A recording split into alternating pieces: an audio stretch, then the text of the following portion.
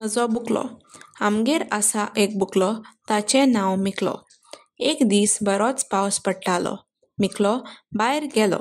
हांव ताका धरून धांवून गेलो, पूण तो म्हाका चुकलो आनी म्हजो जीव आकूळ पिकूळ जालो. मिकलो रातभर खोंकूंक लागलो आनी ताका जोर आयिल्लो. हांवें ताका दोतोरागेर व्हेलो. मिकलो इतलो दुयेंत पडलो की तो खोंकून खोंकून थकलो. दोतोरान ताका सोर लायलो.